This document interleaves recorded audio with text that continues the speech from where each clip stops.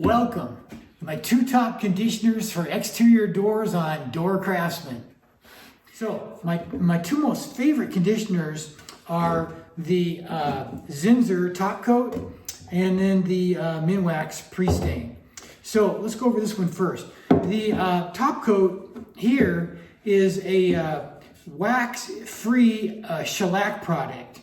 So what they actually do on this is that it's a shellac, normal shellac, but they take the wax out.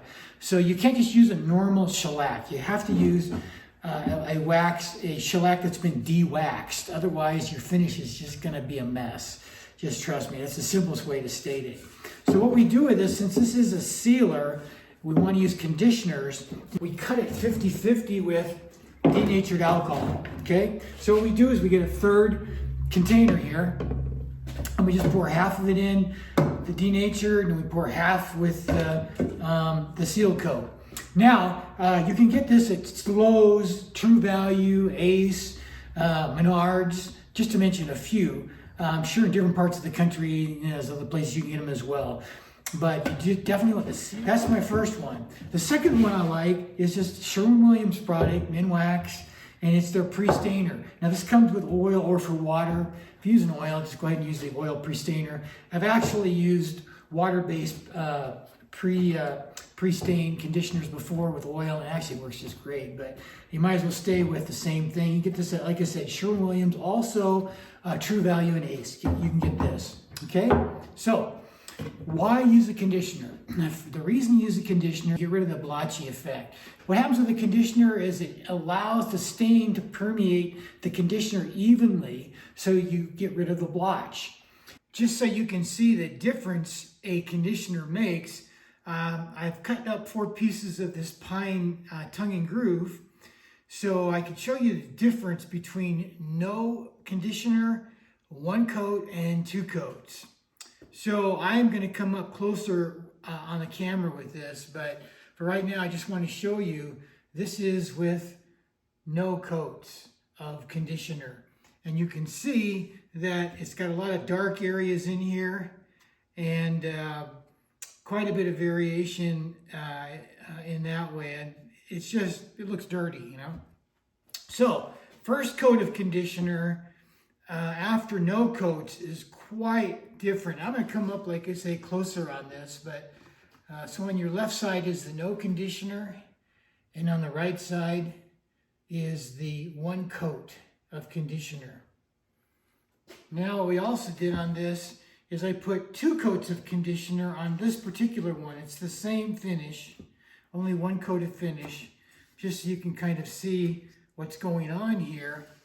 But now what we have is, on your left is no coats of conditioner, and in the middle is 1 coat of conditioner and the finish, and the third one is 2 coats of conditioner and the same finish. So you can see on that third coat, it's quite a bit different. I mean, there's almost no dirty looking marks from the stain. It's very clear. It's a lot lighter. So that's why I mentioned earlier, if you want a lighter door, go ahead and put on 2 coats of the conditioner because it will take away all of these darker kind of marks and make it very uniform.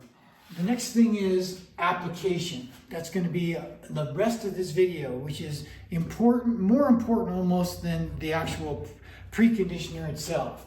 First thing is, with doors, we always apply the finish when the door is back on the hinges, okay? Now, if you have a door that's light enough for you, and you can take it off and put on the sawhorses, hey, that's great. It's a lot easier to refinish a door, strip it when it's on sawhorses. But you always put the door back up on the hinges before you put any conditioner or any finish on it. And the reason is that what we're using are long oils. These oil blends take a long time to dry. That's why they're called long oils. So there's 24 hours in between each coat. You can't do that and then put the door back up. You're going to have your door off for a couple of days, and that's not necessary. There's a way we're going to go over how you can put oil on that door and close it and lock it within 15 minutes of putting the oil on. Very simple. Okay, so what we're going to do here, first of all, is we're going to look at this door and we're going to have to decide on what color do we want. So what you do is after the door is sanded, you put some colors on that door, and then if, unless you really know what you want, you don't have to go through this step.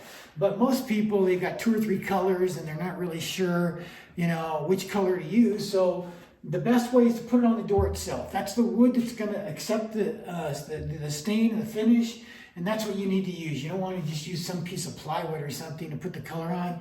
Every wood accepts the stain differently, so you want to use this. So you put it on, you see what you've got, and you decide on one of the others, or if you have 3 or 4, you decide on that. Now we've got to take these off before we put on the conditioner. Okay, that's the next step.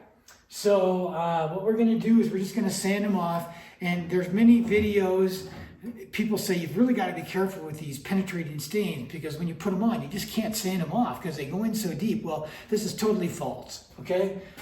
They do penetrate, but they don't go in like halfway into the wood or anything like that. I'm going to demonstrate how easy it is to sand these colors off so that we can get the pre-stain put on, okay? Or the conditioner. So I'm going to just use my sander here with 120 grit, and it's going to be really noisy here. I'm going to turn on the vacuum for a minute, but I just want to show you how easy it is to sand this off.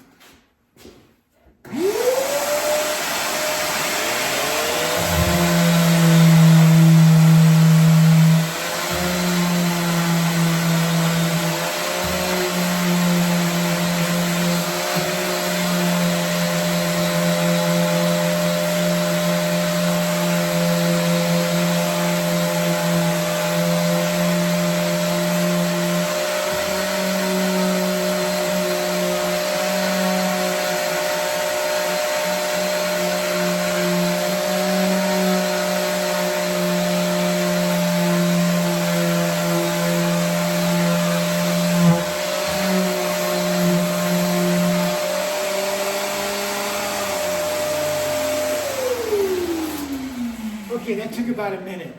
Now, let me get rid of these so we don't get a little bit. Okay.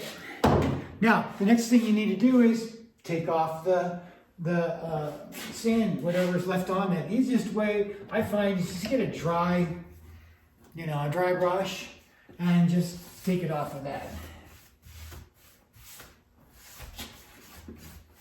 Now, if you have on your vacuum, if you've got a brush, one of those brushes, you can do that as well. And if you really want to go the extra mile, you can get one of these microfibers.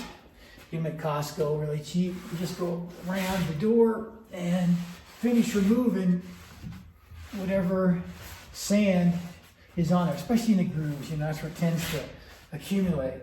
Okay, so the next thing we're going to do is we're going to apply a conditioner, and I've already cut this here 50-50, and I've got that in this container right here. Now let's talk about application. There's 2 ways to apply a conditioner and an oil finish. One is with a rag, and the other one is with the brushes.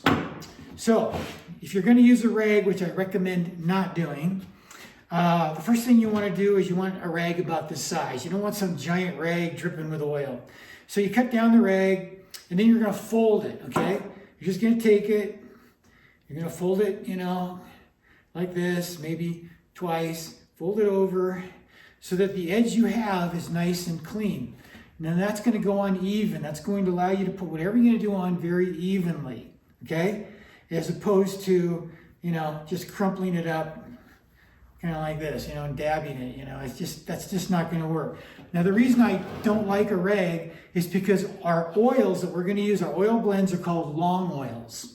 And long oils have tongue and linseed oil in them, which can spontaneously combust.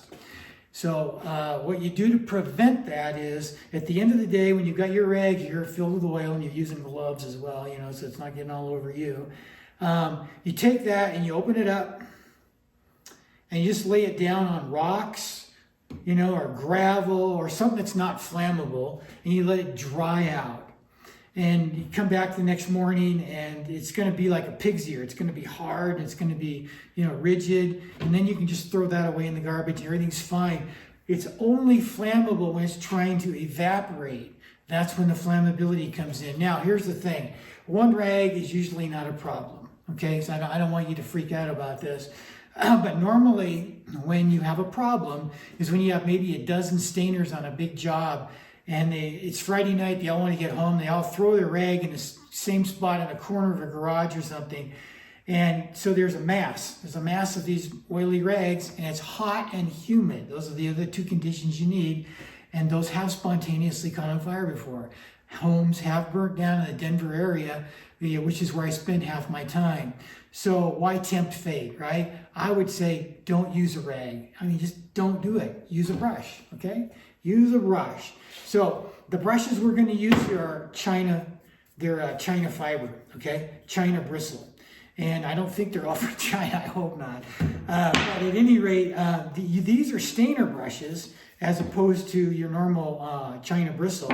And these are actually a combination of China bristle and synthetic bristle. And since they're so thick, they really hold a lot of material, and I really like these a lot. So that's the thing. You can use a brush, don't use a rag. And that would be my recommendation.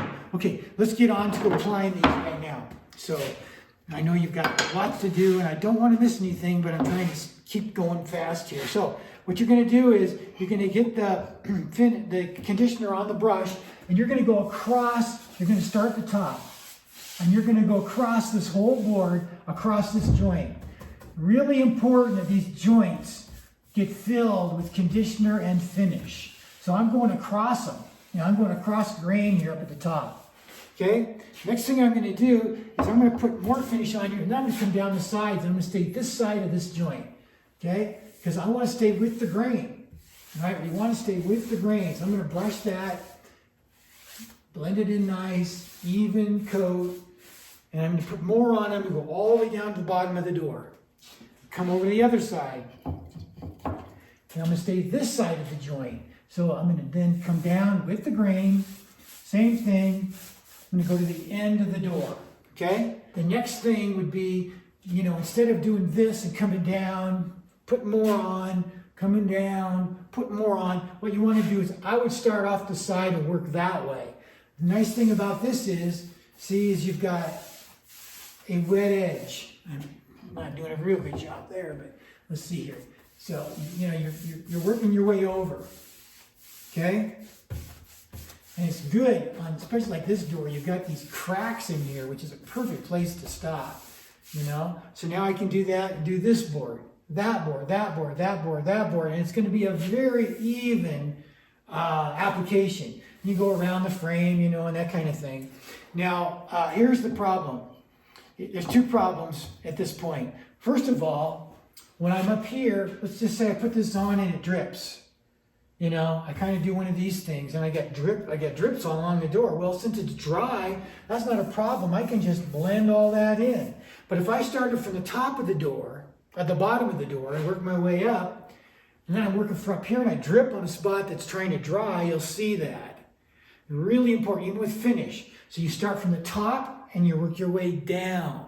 So you're working from wet to dry. Really important. The other thing is this, is that you're working along and we started here, top of the door, and then went here and here. Now we're working along, we go, gosh, that looks awful dry up there. I better add another coat, Well, what's going to happen is if you add, multiple layers to some sections and only one layer to others, you're going to have lighter spots and darker spots on your door, and you're going to totally negate the whole reason you're putting this conditioner on in the first place. Because where it's two coats, the finish is not going to soak in, so it's going to be lighter. So wherever you've got two coats, it's going to be lighter, and wherever you have one coat, it's going to be darker. So the idea is you work from the top to the bottom, you just get it done. You don't dink around with it, especially people that are very technically minded, like engineers. I mean, they could spend an hour on a corner like this. Well, hey, the whole door is dry. You can't do that. You got to keep moving. This stuff dries really quick. Okay? So that's something that we're going to do here. Really, you got to keep moving. The other thing is, if you do drip, and you will drip, like you get a drip down here, you just brush it out. That's not a problem. And if you've got a door where you want is really blotchy, like this is a very blotchable door because you've got a lot of knots. Wherever there's a knot, it's not going to accept the stain. It's going to be lighter in those areas. And where it's just normal grain, it's going to accept it more. So it's going to be darker. So you get all these blotches going on. If you want to get rid of maximally and you want a light colored door, you can put 2 coats of this on. Just as soon as you're done, you can go right to the next coat. I mean, it dries that quick. And then before you put the finish on, wait 30 minutes. So same thing for this. Wait 30 minutes in between each of these options, and then you're going to be just fine. Okay? Now, the last thing I want to say is, look, please subscribe to this channel. I've got some amazing videos, and I'm going to put out stuff that I haven't usually told people that, are not in my professional finishing online course. I teach people how to do this as a living. So it's a fine dance here, and I'm really going to err on the side of giving you everything you need so you get a professional finish on your door. Certain tools, supplies, they're going to be different, for a professional so they can get the job done quick. But for you, you can have everything you need to get a very professional job. So please subscribe to our channel. Other than that, thanks for your time, and I'll see you in the next video.